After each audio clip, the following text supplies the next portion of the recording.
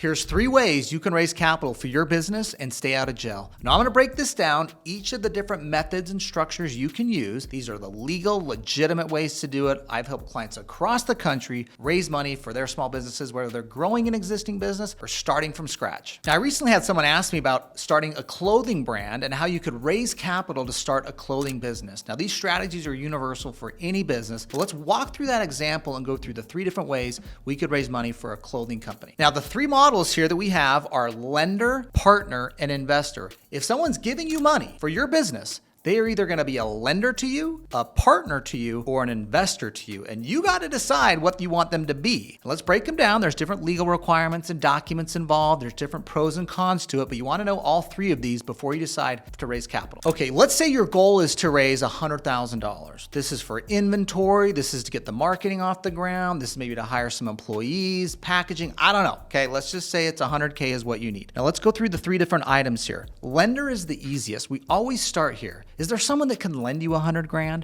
or maybe 2 people that can lend you $50,000?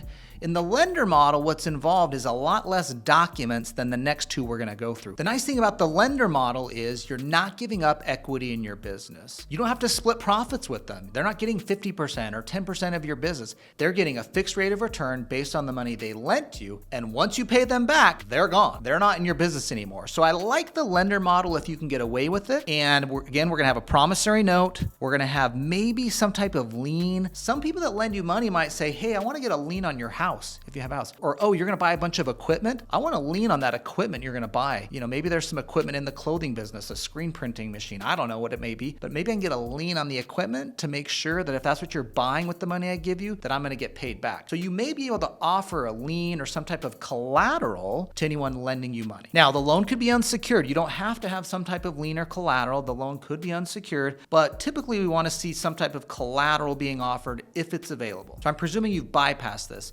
So these are private individuals that are going to be the lender to you. All right, now the second option you could have in raising capital is, and let's go back to this 100,000. We need to get 100,000. Is that person could be a partner to you. Now, typically for this clothing business, let's have an LLC set up. So we're in the partnership option here. We're going to set up an LLC for the business. Now you're going to be an owner in the LLC, obviously. You're the work partner, the brand, the person doing everything. But the investor is coming in and we're going to treat them as a cash partner. They're actually not an investor. That's model 3 here I'm going to get to, but they're the cash partner in the business.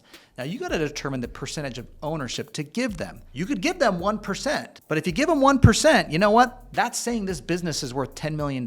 I don't know many investors that are going to believe that your company is worth $10 million as a new business. I don't know, maybe you got a great business idea or you're very good at negotiating. The point here though is you can negotiate this whatever you want, but think about the value you're attributing to the business when you tell them your 100K gets you X amount of ownership in the business. And remember, they're in here forever. It's not like, oh, I paid you your $100,000 back. Can I get the ownership back? No, they're a partner forever. So make sure whoever you're selecting in this partner model, you take that into account. They're here for future profits forever. Now, in the partner model, you can have multiple people as partners. You could have 2 or 3 cash partners here that are putting in money to fund the business, get it off the ground. And sometimes these are great people. I have cash partners in some of my businesses that have put money into the business where I'm the one doing the work. And these are people I like their advice. I want to know what they think about things. They can be a great sounding board for me. Now, they're along for the ride as well, but make sure whoever you're picking here, you know this is something that's going to be involved in the business forever. Now, a critical legal tip here on the partnership structure. If you have an LLC with people who are partners with you, they better have voting rights on key decision making. Now you can have the control for day-to-day operations and substantial control for major decisions, but there's going to be certain key items that require approval of all partners or a majority of the cash partners in the deal. For example, are we going to raise debt? Are we going to sell more ownership? Is the working partner going to get more salary or ownership themselves? Any of those key decisions that can affect the cash partners must be approved by the cash partners. So they are not silent partners that have no say in what's going on. They've let you have day-to-day business control, but they have involvement and a voting right for certain key decisions. And that is critical from a securities law compliance because we want to comply with rules set out by the SEC. And the SEC here is the Securities and Exchange Commission. This is not the Southeastern Conference in college football, very formidable. This is the Securities and Exchange Commission. This is who we're trying to comply with. Because if your business goes bad and you've screwed up the SEC laws, guess who's going to come knocking? A securities regulator. And you know what? They have civil enforcement and criminal enforcement. So you do not want to screw this up. All right, now if you're starting a clothing business trying to raise 100 grand, I would typically stop there. I would say, let's go the lender model or let's go the partner model, depending on your situation. Who's this person that has money they want to put in the business? Do you want them involved in it? Do you want to be sharing profits with them? Or would they maybe put more money in later? Or is this a one and done thing? It's not someone you want to be partners with. Because if it's a one and done thing, not someone you want to be partners with, let's just be a lender. Let's just have them put the money in. Let's give them a rate of return. Let's get rid of them later. If they're like, no, I love this person. They'd be great in my business. They could be useful. They could be helpful. They might put more money in later. Maybe we put them in as a cash partner. Now, if you're like, you know what, Matt, I need to raise $1 million for this business. Well, let's talk about option number 3. That is the investor model. If you need more money, typically over $1 million,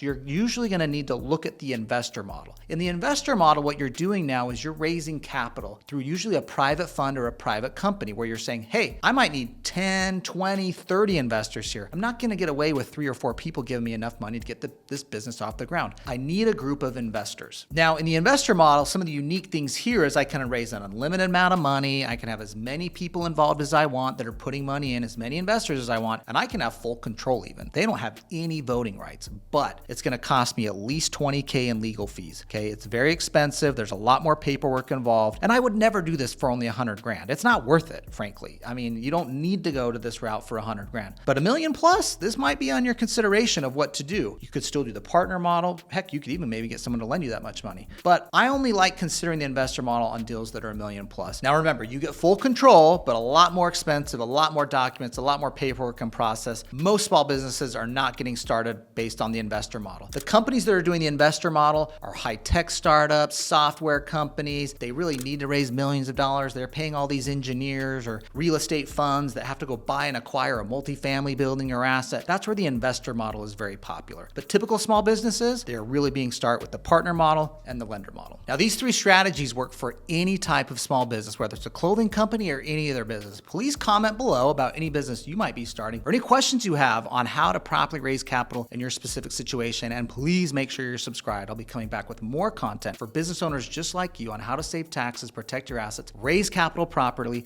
and build wealth. We'll see you next time.